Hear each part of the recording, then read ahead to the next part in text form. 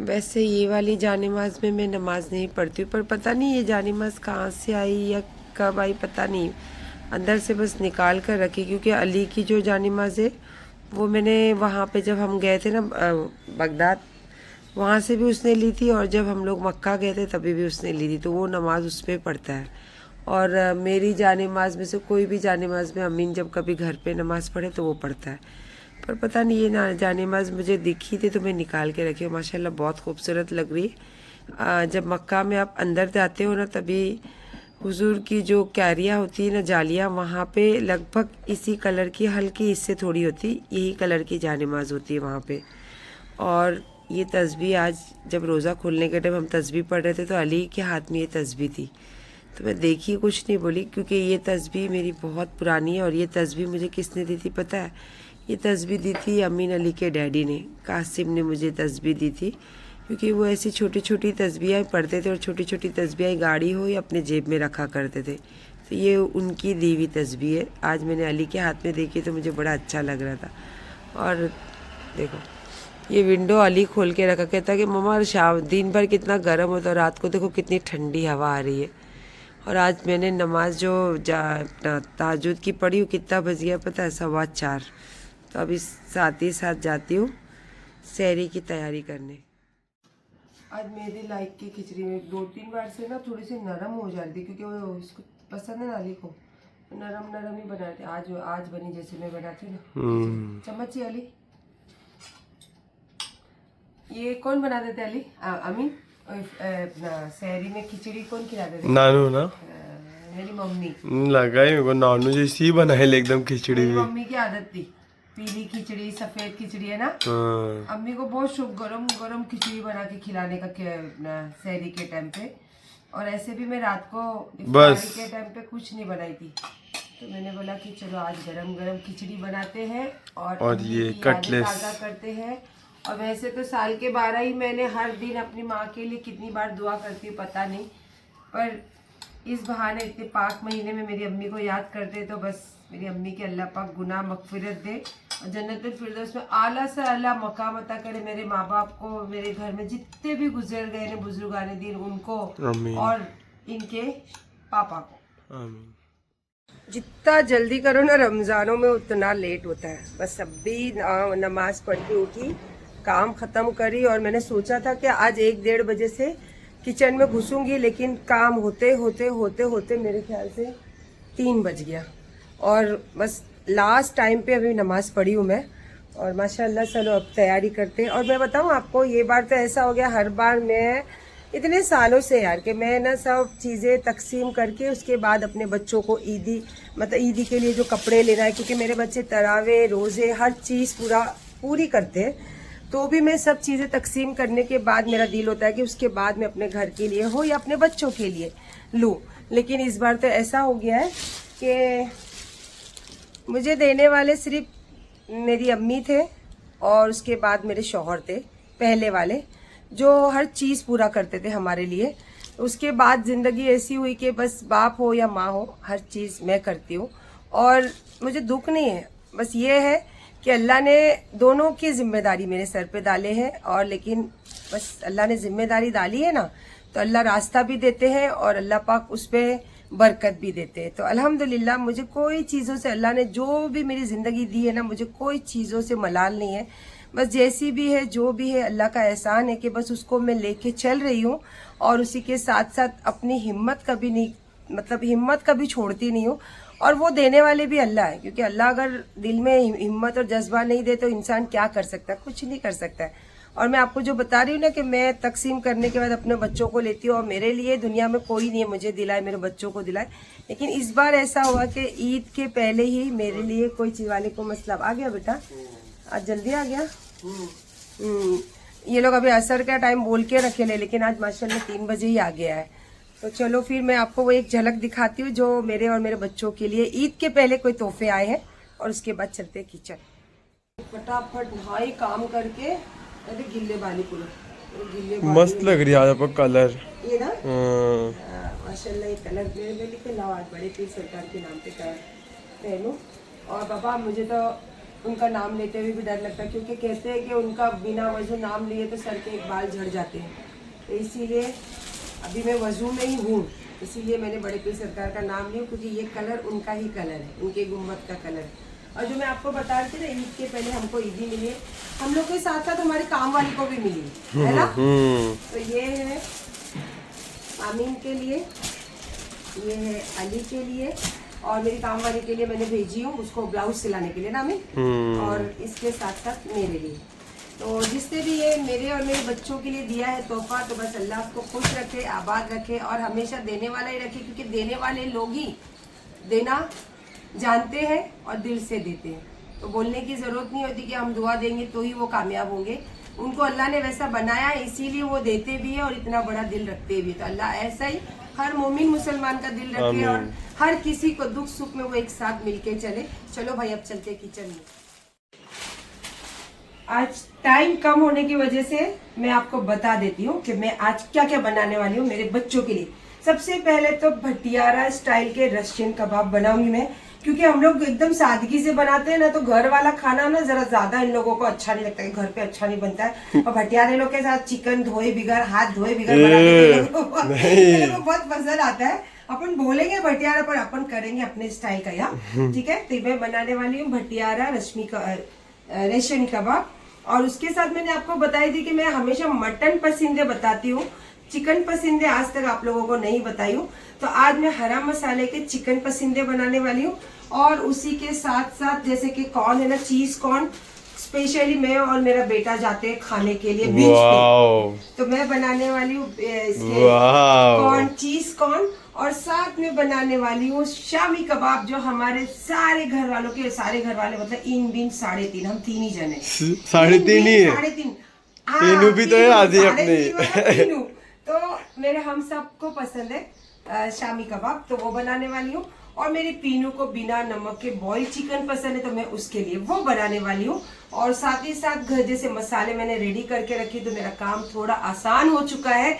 तो आसान काम के साथ और झटपट करने के लिए मैं खड़ी हूँ किचन में। आ जाइए, आपको मैं बताती हूँ तरीका।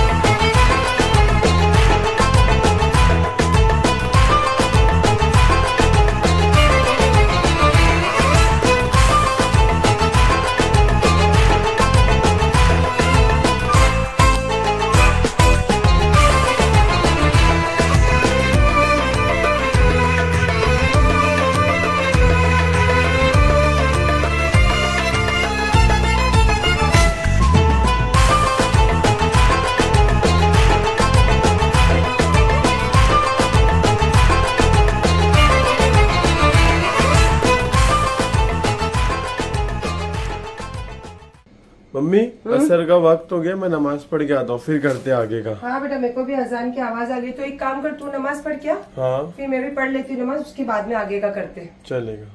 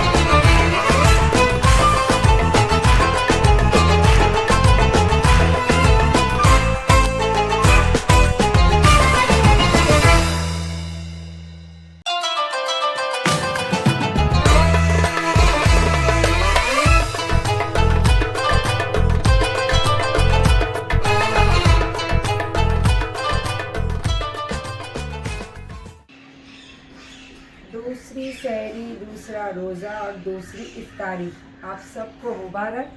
जो भी बन सका मेरे बच्चों के लिए दस्तरखान पे बनाई हो और आप लोगों को तरीका दिखाई हो। तो आइए मेरा दस्तरखान भी एक नज़र देख लीजिए। ये सब तो आपने देखा, सब जो मैं आज बनाई हूँ, नाम भी बताई हूँ, तरीका भी बताई हूँ। बस दिल से ख्वाहिश रखती हूँ कि अल्लाह ऐसा दस्तरखान हर घर में दे, हर मोमिन मुसलमान को इतनी कमाई दे, इतनी कमाई दे कि दिल चाहे उनके बच्चे दिल चाहे चीज़ वो दस्तरखान पे दिखे, और हमको इतनी तौफीक दे कि अल्लाह ने हमें दिया है। ना शुक्राना कभी नहीं बोलना चाहिए, अल्लाह ने हमें दिया है, बस हमारे सामने जो कोई ज़रूरतमंद आए तो हम उनको दे सके। तो बस मेरे दिल से हमेशा ये दुआ है कि अल्लाह पाक हर किसी, हर मोमिन मुसलमान को इतनी तौफीक दे, इतनी कमाई दे, इतनी ताकत दे कि अपने परिवार का सब चीज़ पूरा कर सके, और इंशाअल्लाह मेरे बच्चों के भी कमाई में इतनी बरकत दे, इतनी ताकत दे, इनके हाथ पैरों में के रोज़े के साथ साथ हर जिम्मेदारियां निभा सके। और बस आप सबसे एक ही दिली बात रहती है कि ये सब बताती हूँ, तो बस हमेशा मुझे दुआओं में याद कीजिए। और जो मुझसे नफरत करते हैं तो आपकी मर्ज़ी, आपको जैसे लगे आप वैसे सोचिए। देने वाला अल्लाह है, लेने वाला अल्लाह है। तो बस अपना ख्याल रखिए और हर किसी को देने में हमेशा हाथ आगे रखिए। अल्लाह।